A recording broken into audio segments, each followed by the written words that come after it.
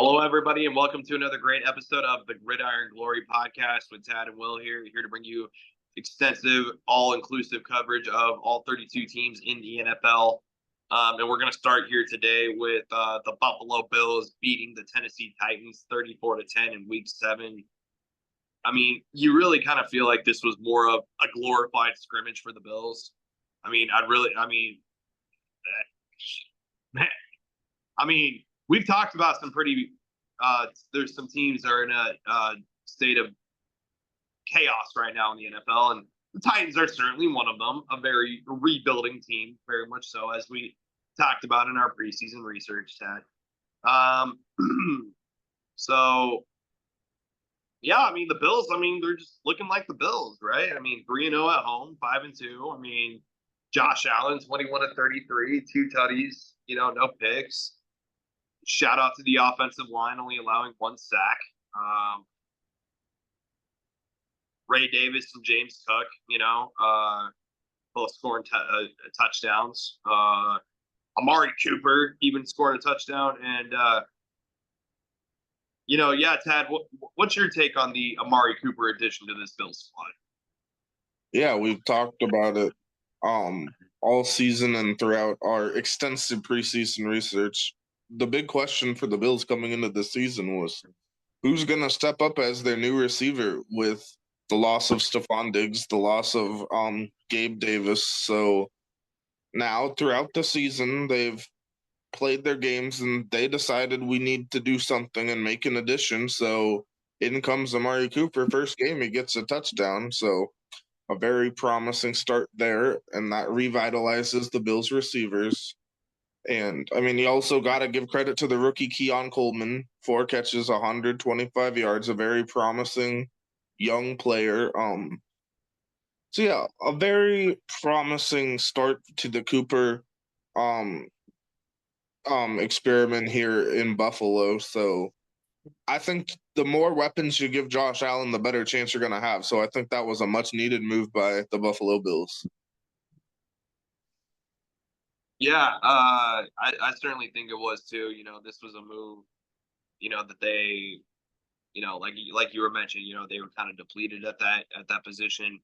You go out and you find a veteran, if nothing else, than Amari Cooper. So, yeah, it's really nice to see that he's having like a revitalization, if you will, kind of to his career there in Buffalo. So, also shout out to some of the defensive guys. You got guys like Dorian Williams.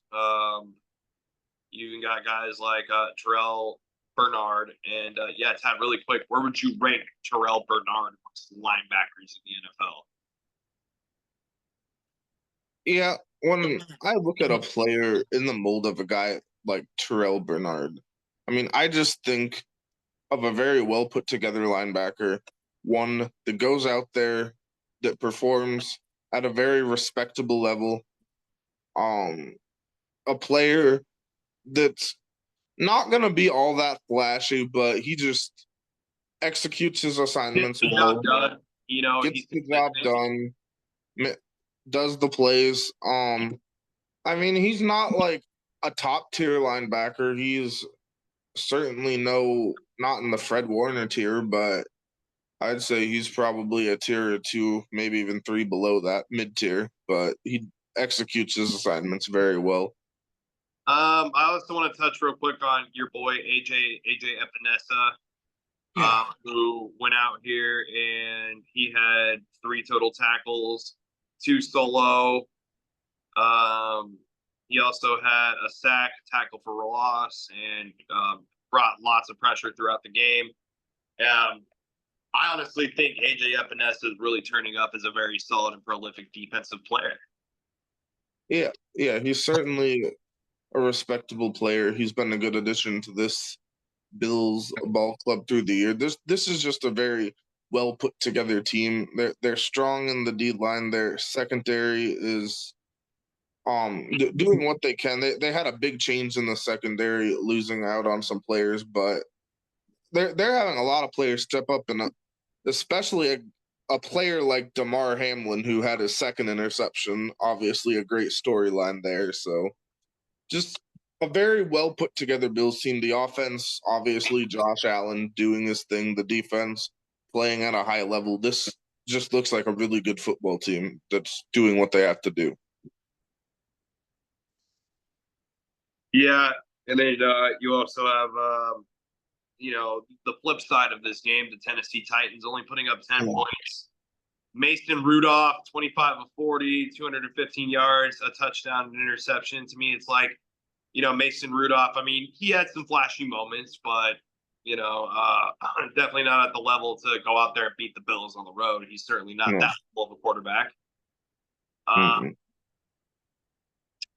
honestly think that, you were going with Levis, and then Levis gets hurt, and now you got Mason Rudolph out here. So, I mean, is there any potential to be taken away from Mason Rudolph? I mean, Mason Rudolph, he's a fill-in quarterback. He's a veteran, a career backup level quarterback. He's not a franchise quarterback, obviously. I think we all realize that, but he's just going to try to prove that he can still have somewhat of a role, try to execute some offensive plays, just run some offense, see if you can figure out your schemes, give your playmakers a chance.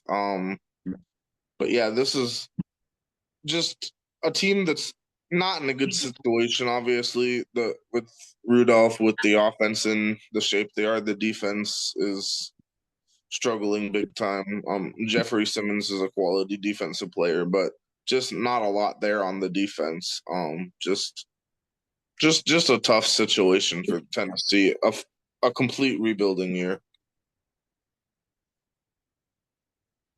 Yeah, a complete rebuilding year. I mean, do you still feel like Will Levis is like, it's kind of like how we talked about with New England, like, just working on developing Drake May? I mean, is that just like, do you feel like that's the game plan here with the Titans, like developing Will Levis, or are we just not sure? Because I'm kind of like, I'm not as sure as Will Levis as I am, like, say, a Drake May situation. Oh no, certainly not. He's certainly not at the level of Drake May. I think Drake May is going to be has a lot of potential to be a franchise quarterback. I don't believe that's going to be the case for Will Levis. I think Tennessee does not have the quarterback of their future on their roster today. I think that they need to look into either obviously acquiring one, drafting one. The quarterback of the future for the Tennessee Titans is not on their roster as we speak. Huh. And then watch, like, in 5 years, Will Levis is like the MVP or something because you said that. I don't know. You never know. But yeah, I'm not a believer in Will Levis, but we'll see how it goes. He can prove me wrong. Yeah. Do my best. Yeah, I mean, that's the beauty of the NFL, right? You never know when a team or a player might break out like that. But as it stands, Buffalo wins 34-10. Be sure to like, subscribe, and follow. This is the Gridiron Glory.